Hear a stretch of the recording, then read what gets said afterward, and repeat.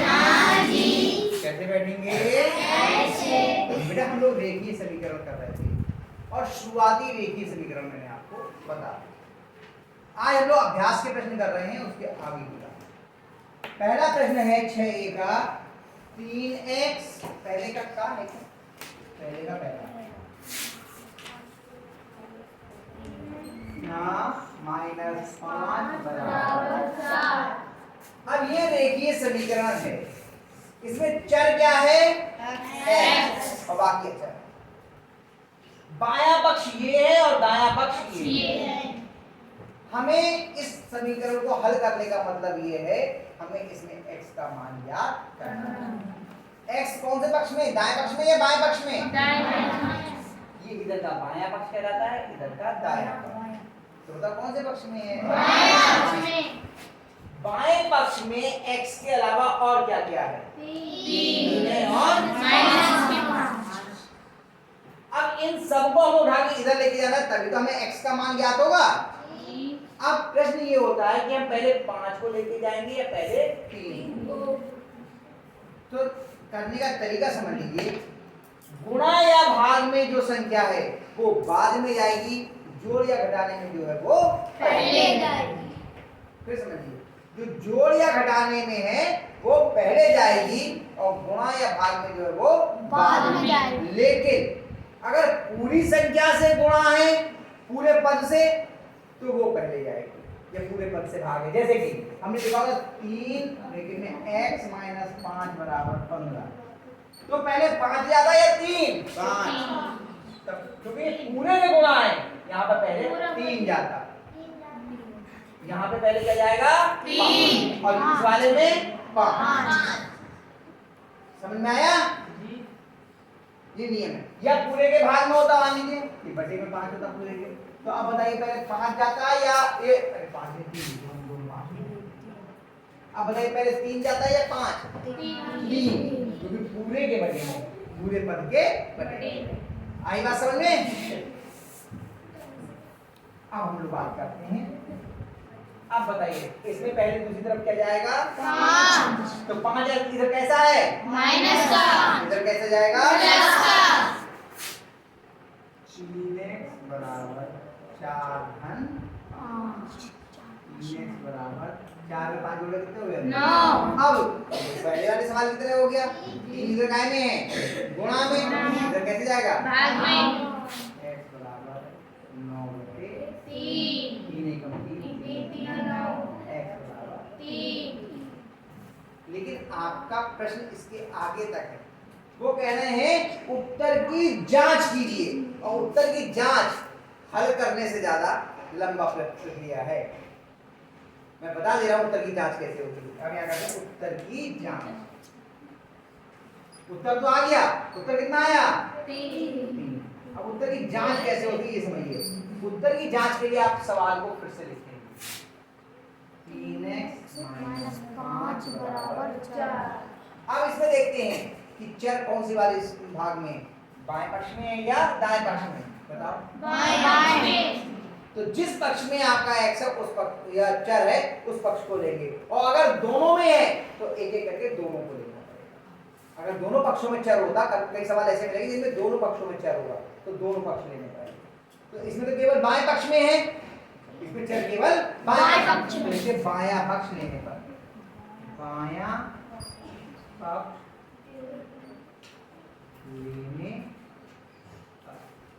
कितना आया बायां पक्ष? 3x - 5। इसमें x का मान है, इसमें x का मान, x का मान रखने क्या होगा? 3 गुणा x का मान कितना है? 3 - 5। 3 दिया 9 - 5, 9 में से 5 के कितने आए? 4। देखो जब दायां पक्ष कितना है? 4। इससे चलिए और यहाँ पर आ जाइए, या बायां पक्ष और दायां पक्ष के मान एक बराबर हो जाए तो ये उत्तर सही है, और नहीं हुए तो समझो उत्तर गलत। तो यहाँ लिखेंगे लास्ट में कि बायां पक्ष बराबर दायां बस यही उत्तर सही है।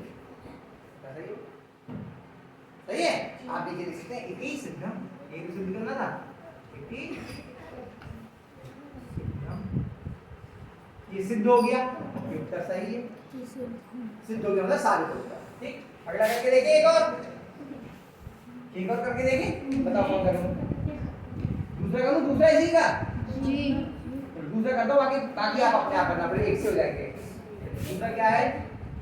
5y + 2 बराबर 3y 3y + 8। अब इसमें बताइए चर क्या है? y y कौन से पक्ष में है?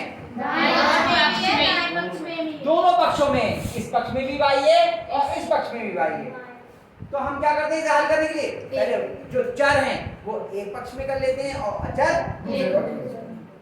ठीक, तो ये 3y इधर से उठा के इधर ले आइए, 5y और 3y इधर प्लस का इधर क्या आएगा? ये 8 है और 2 इधर का है प्लस का, इधर का जाएगा माइनस का। कितने में कोई समस्या हो तो बताओ। नहीं। अनान का आया आप समझ में? इतनी आई? हमने क्या किया? y जो थे वो एक तरफ कर लिए और जो दूसरी चर संख्या अचर संख्या थी वो एक तरफ कर ली। ठीक, 5y यहाँ पहले से था, 3y इधर से दाएं पक्ष से उठा के बाएं पक्ष में ले आएगा और जो 2 था ये बाएं पक्ष से उठा के दाएं पक्ष में। लक्ष्मण आई बात समझ में? आगे नाम का पक्का? अभी देखिए अलग अलग चीज के घट जाएंगे। 5y में से 3y गए कितने बचे? 2y बराबर 8 में से 2 गए कितना बचा? 6 y बराबर 2 इधर गुणा में इधर क्या मिल जाएगा? भाग में 2 3 6 y बराबर 3। 3। अब करेंगे उत्तर की जांच। उत्तर की जांच कैसे होगी? पहले सवाल डाल लेते हैं। 5y धन 2 बराबर 3y धन 8। अब इसमें दोनों पक्षों में है तो दोनों पक्षों को हम हल करना पड़ेगा। दोनों पक्षों को हल करना पड़ेगा और देखते हैं बायां पक्ष और दायां पक्ष बराबर आते हैं या नहीं। आप ऐसे कर सकते हैं, पहले बायां पक्ष ले लीजिए उसे हल कर लीजिए, फिर नीचे दायां पक्ष ले लीजिए उसे हल कर लीजिए। या दूसरा तरीका ये भी है, आप बीच में लाइन खींच देना, कॉपी के बीच में लाइन खींच देना। एक तरफ लिखना बायां पक्ष और एक तरफ लिखना दायां पक्ष।